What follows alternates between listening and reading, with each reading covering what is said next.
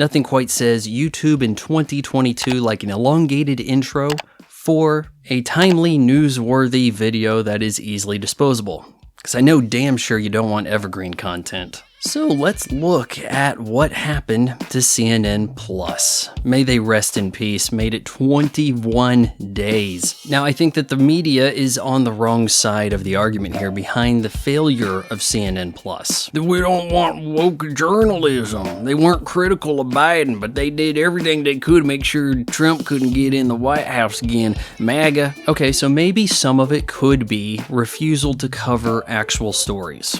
Maybe, but perhaps we should take a step back and see the bigger picture here. The base for CNN Plus, the people they're looking to have as subscribers, it's probably the typical Twitter user, left-leaning if not hardcore liberal, ready to throw down bash Republicans, people who endorse Ken Jeong walking off set of The Masked Singer, all because former mayor Rudolph Giuliani was on. Oh yeah, that, or maybe it's because of the singing.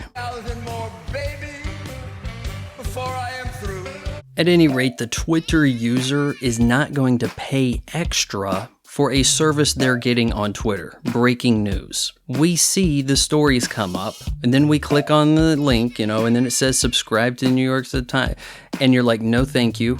You try to clickbait me, we're not doing that. I'll just get the parroted story elsewhere. Why would this person, this tech-savvy, unemployable communist, sign up and give money to CNN Plus? And that right there is why CNN Plus failed. Certainly supporting my hypothesis that Stanley Tucci is the least famous person. But in other streaming woes, Netflix, for the first time ever, reports a decline in users. Yeah, subscribers actually went down 2 million. Now, this isn't the typical stock story, we failed to meet projections on earnings, but we still made a ton of money, just not as much, so our stock's now down a little. This is people up and left our ass. And again, it's you go broke when you go woke. Now look, Netflix's platform, they talk about their diversity and their inclusion, right? Well, you got all this stuff talking about how the cops are bad, the black people are being persecuted. About every hit show involves teenagers, because things have to be about high school. And then we also have our rape fantasy to try to mimic Game of Thrones. There really isn't that much diversity in their programming, though. Where is the stuff for the Christians? I mean, when Netflix started this stuff out, okay, the pickings were pretty slim. I know because I watched the very first movie ever available for streaming on Netflix. You had to use a Windows PC, and it was a risky business. Back then, the streaming online, it was brand new. You actually had free access to the streaming because you had a DVD rental plan. And I feel like that in the early years, we had a bigger library of movies to watch on Netflix. Being just about the only show in town, maybe Hulu, but Hulu was more TV, Netflix was more movies. Everybody wanted to be paid money to have their movie library brought over to Netflix. It really wasn't that bad of a business model. It was when Netflix started to make their own shit. They started out with this guy, he's in the E Street Band. It's a show you never heard of, but it's the first show on Netflix. The first hit show, Orange is the New Black, really caught the attention of studios. So, hey, this basically web series over here is going to be nominated for an Emmy? We can't, no. So you're saying we could just start our own streaming service and use our library of stuff and our IPs? And that's what they did.